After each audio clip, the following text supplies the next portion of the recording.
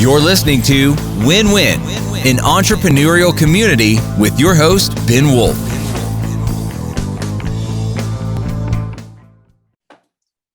This is Win-Win, an entrepreneurial community. This is your host, Ben Wolf. Happy to join you again. Invite you all to like, follow, subscribe, leave a review, wherever it is that you are listening to or watching this on whatever platform that happens to be. It helps more people get access to the content that we're sharing here, and helps me and helps other business owners out there to share more in this value. So appreciate it. If y'all would pause and do that real quick. It is very much appreciated. And with that, I want to get into introducing our guest today, who is going to speak about how to build a culture of disruption in your organization. He is the New York Times bestselling author of The Lean Entrepreneur, which you could find out about at leanentrepreneur.co. He has another book coming out in October, so not very far away, and the same month as my book is coming out, called Disruption Proof. And I'm going to have a link to where you could get that and pre-order it even on the show notes and the show description and the social media. So you'll be able to get access to that. He is the CEO of Moves the Needle, which helps bring disruption into the culture of organizations. You can find out more about him and get his book at brantcooper.com, B-R-A-N-T, Cooper.com. And with that, I give you, unsurprisingly, Brant Cooper. Welcome. Thanks for having me, Ben. My pleasure. Appreciate you coming on.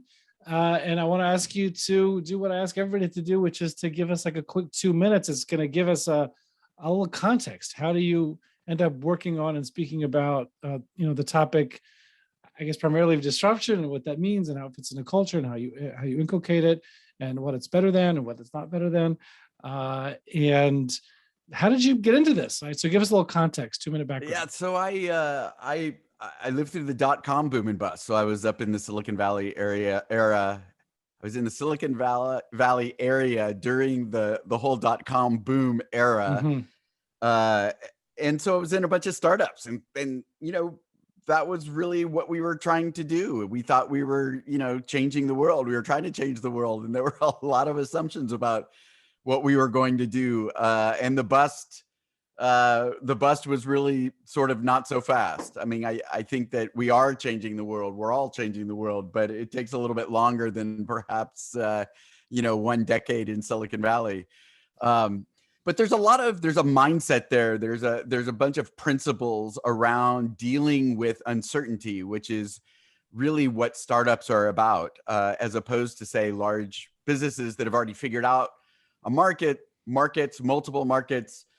They figured out the blueprint on how to market, sell, distribute, create products for that market. And so there's relatively little uncertainty. In the startup world, it's a blank slate. And so you actually have to go figure stuff out. And that's what I've been writing and teaching about for over a decade now. I think what I learned working with large companies for the last 10 years or so, bringing in this entrepreneurial spirit, this startup culture, is that there's actually uncertainty exists everywhere. And it's been brought on by the digital revolution. So moving from sort of an assembly line industrial age into the digital age means that things are less permanent. Change is happening all the time. Consumers are running around with computers in their pockets, and they're able to make decisions whenever they want and change from one vendor to another. And so the interconnectedness, the speed of information, the speed of misinformation, all of these things add uncertainty to what normally was sort of core business that we had already figured out. And so really the premise with the new book, Disruption Proof, is how do we actually create organizations? How do we structure them? How do we manage them? What is the behavior we expect out of everyone from the front line to the C-suite in order to deal with the uncertainty that's brought on by the increased complexity of the world and really these endless disruptions, things like the pandemic or energy grid collapse or a ship getting stuck in a canal disrupting global supply chains. These things continue to disrupt really economies everywhere. And so we have to actually build and think about our businesses differently in the face of the digital era. Right. Well, it definitely helps also in trying to get my head around what we were going to be talking about today, that introduction for sure. And I guess one of the things I saw in preparing for our conversation today was some potential negative connotation around the idea of hierarchy based systems or organizations, and even lean process. So walk me through, I guess, what I was seeing, or or what that's about, and how that's relevant. Yeah, well, so I mean, hierarchy, there's always going to be some need for hierarchy. It's the differentiating between what's known and what's unknown.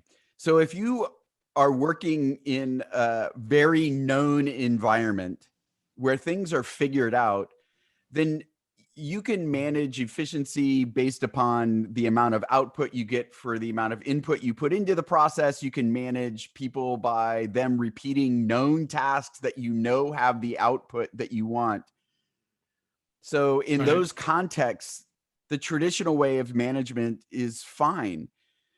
But those things break when you apply them to realms of uncertainty. So if you actually don't know the answers, and what you do is manage based upon this central hierarchy, decisions are made from the top and they're pushed on down, you will fail.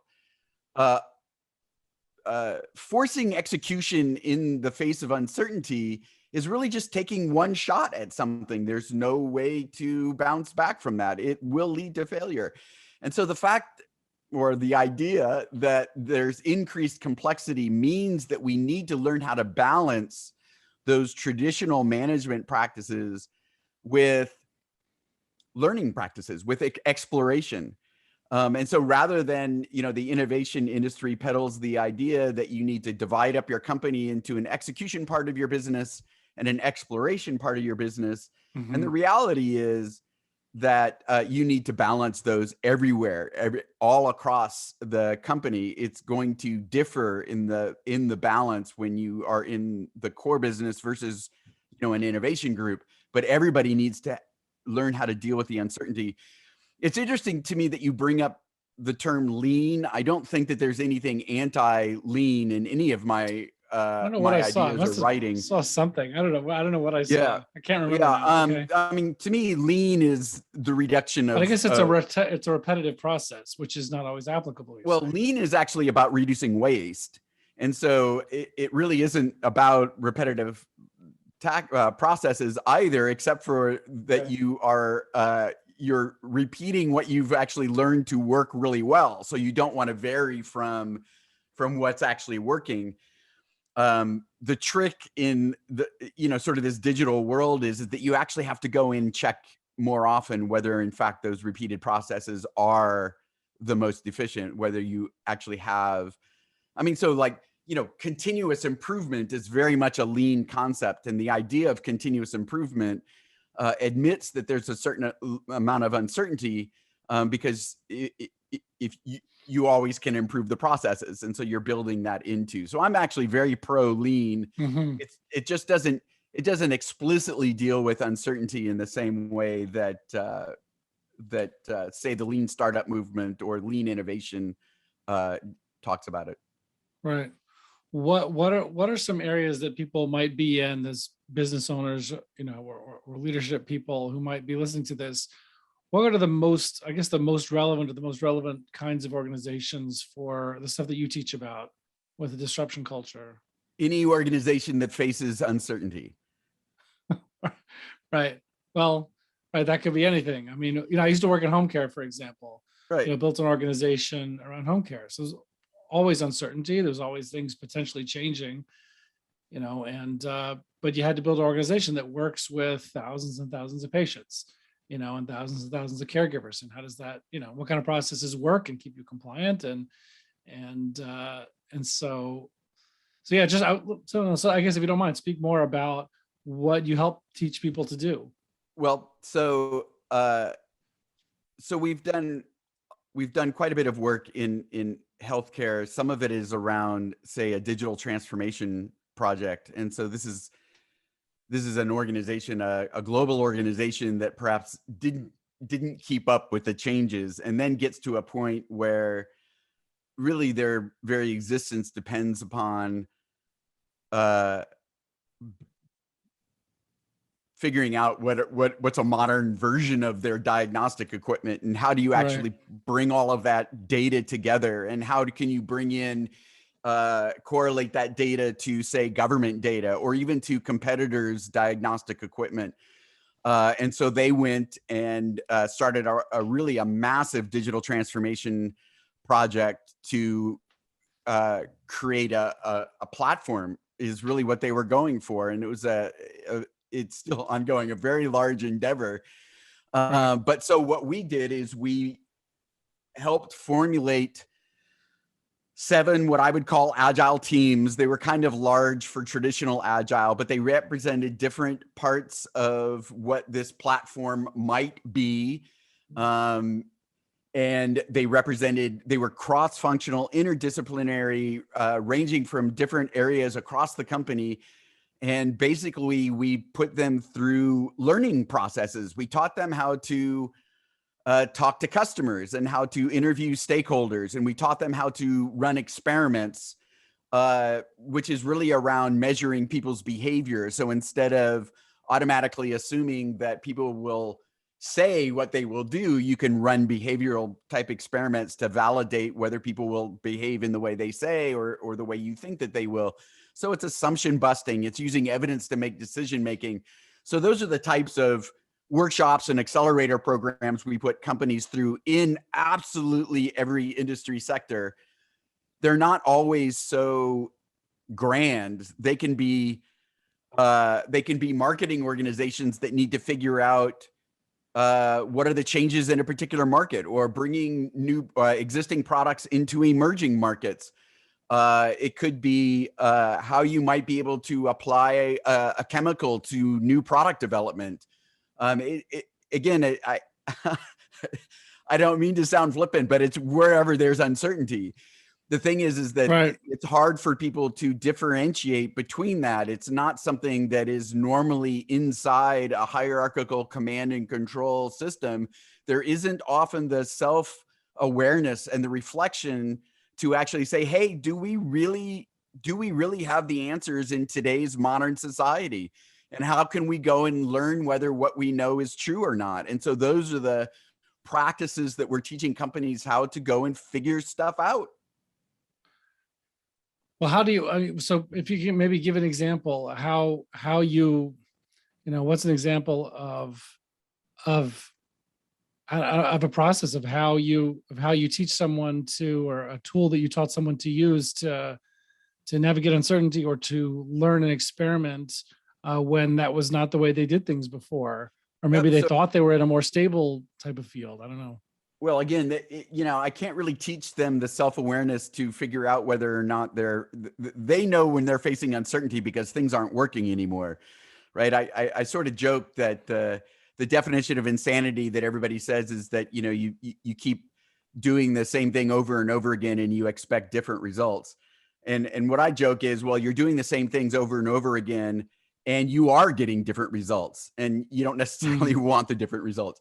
Right. So when organizations are facing declining growth, or they're seeing that the future is changing and they realize that their existing products will not be able to be marketed and sold or even have the same features as they did yesterday. So they typically learn that something needs to change. It's not working. Right. Right. And so we will run, you've probably heard of Google design sprints or design sprints. We run the same sort of thing differently. It'll be a 5-day workshop where day 1 is we give them a little bit of instruction, and then we send them out to go talk to their customers, and we'll help them figure out ways that you engage with your existing customers or potential customers in ways that you can start learning about what are their needs. Can we validate that they have the same needs as we thought? And then the experiment is really using a disciplined process for creating a hypothesis and designing an experiment. An experiment could be a pop-up store. An experiment could be one hospital we worked with. They saw that inside this very large exam room, doctors and nurses were not washing their hands as often as they should, which is kind of crazy. But there was one sink off in the corner, and so this group wanted to figure out how they could get the doctors and nurses to wash their hands more frequently. And so they designed a prototype very quickly of a hand sanitizer that didn't require any, and they were just trying to get to the behavior. Would doctors and nurses go and put their hands in a box and hold their hands there for 20 or 30 seconds? This is whatever they thought their riskiest assumption was for this particular idea. And so we went in on site, and they would go and ask doctors and nurses to put their hands in the box for 30 seconds in order to measure that they would actually do something like that before they developed all of the technology required to actually do the sanitization of the hands. And so all products, all marketing, selling, all of these things require behavior change. And so you can run experiments to try to get people to behave in a way that indicates that if you went and built it, they would actually behave in that way. So you're trying to reduce the risk by testing and validating all of that stuff early on before you invest in the building.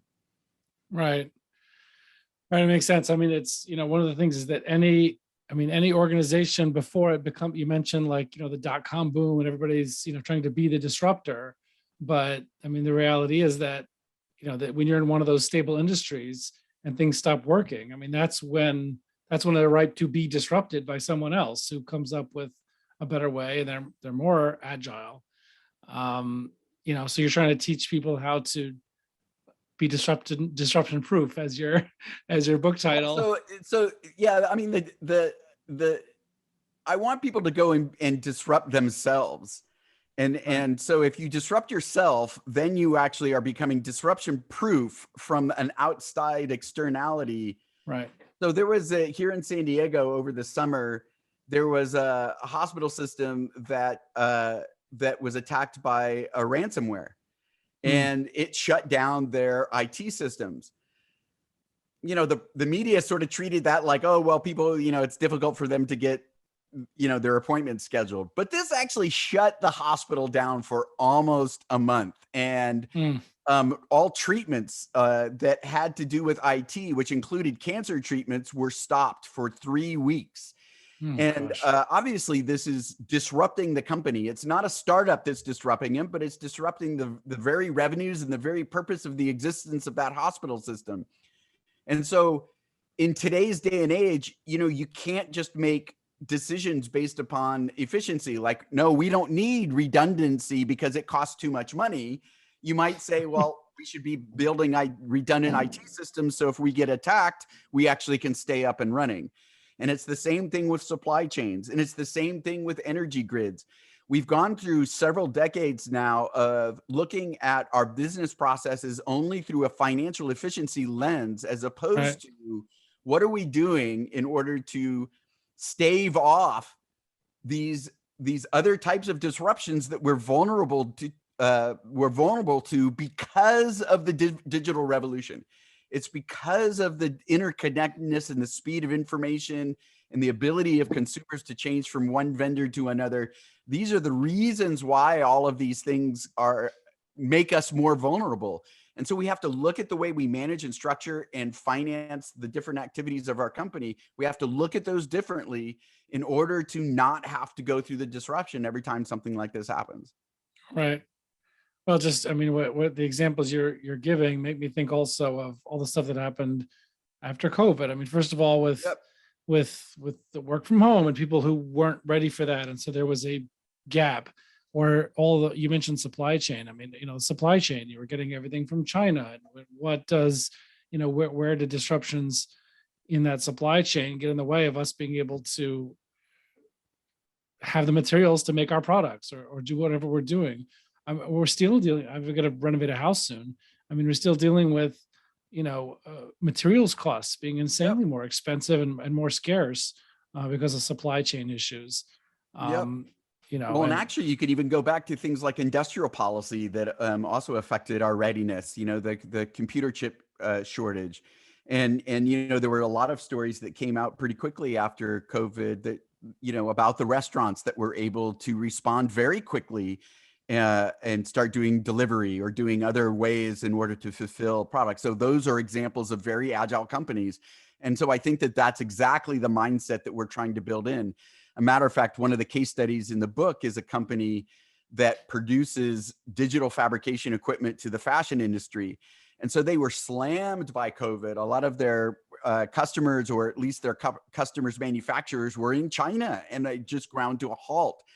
And they were able to very quickly spin up these PPE patterns and changes to the equipment so that a bunch of their fashion clients started producing PPE equipment, gowns and masks and all of those type of things in order to respond to the market change. And it was really an extraordinary reaction on their part.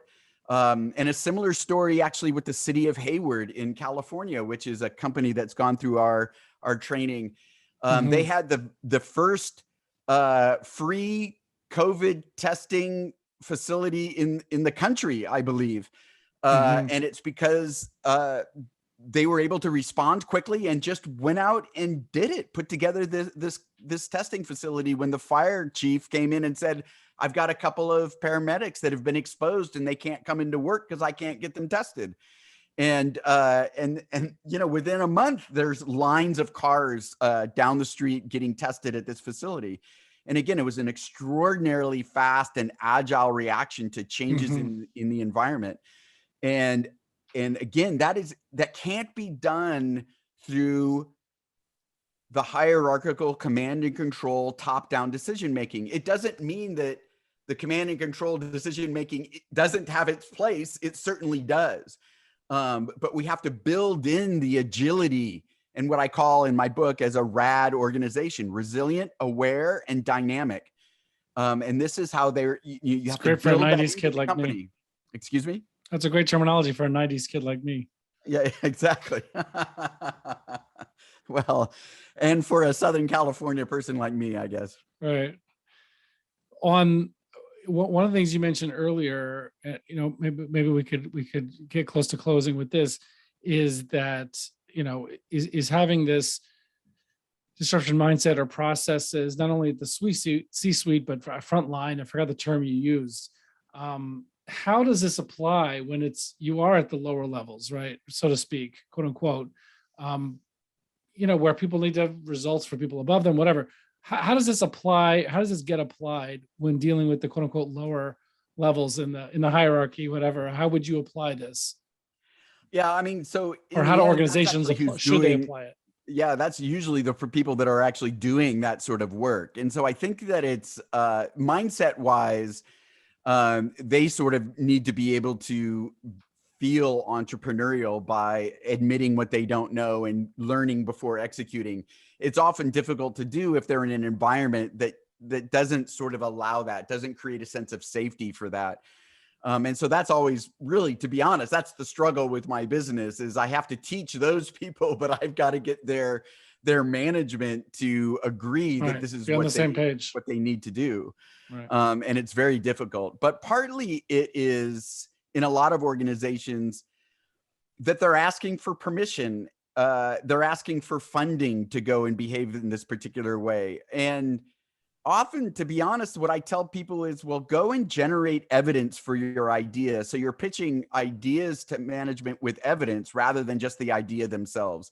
And I think that that comes directly from the startup world, right? You actually don't get funded these days as a startup because you've got a great idea. You actually have to bring evidence to the table. Most investors nowadays will only invest in companies that have shown some proof that their business model is viable. They've got customers, they're growing, and so on. And so I really encourage people on the lower levels to figure out ways to go and generate evidence. And then when they go and ask the boss whether they can work on a particular project, it's based upon evidence, and you'll actually see a difference in response. Right. Well, that makes sense.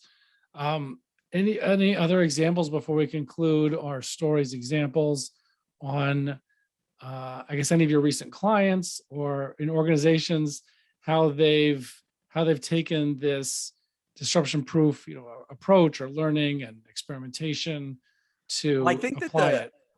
the biggest example of the kind of the total transformation that I'm talking about is probably ING Bank.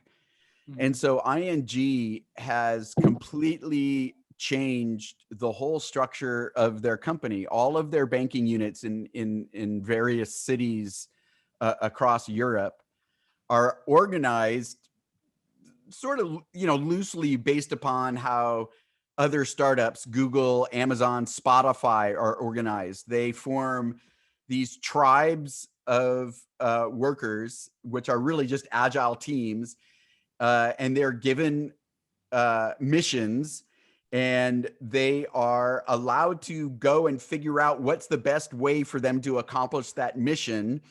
And there's a whole other sort of reporting matrix that is around their domain expertise. And so they've separated out, hey, this is the work that we're doing in order to drive impact for the business, from this is how we develop talent.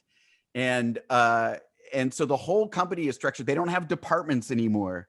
They have squads within tribes that have missions that are organized within the banking unit to.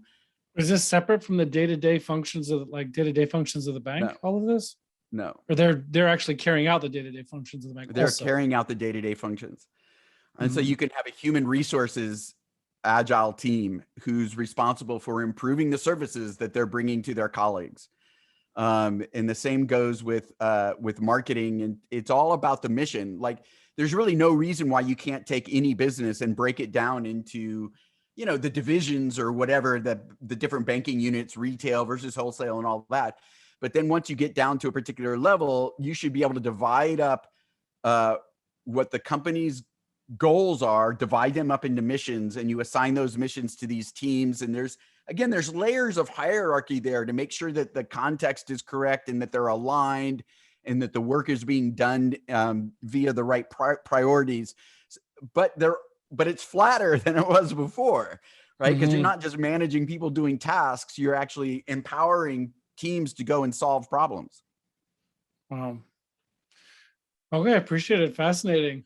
It's definitely an education for me, and you know, and I hope it's eye opening to the people listening to this or watching this, in the sense of being more systematic and more proactive about the disruptions that could happen and do happen. And we've all seen many examples of that happening. So I think that people can be hopefully awakened from any sense of complacency about So things being stable.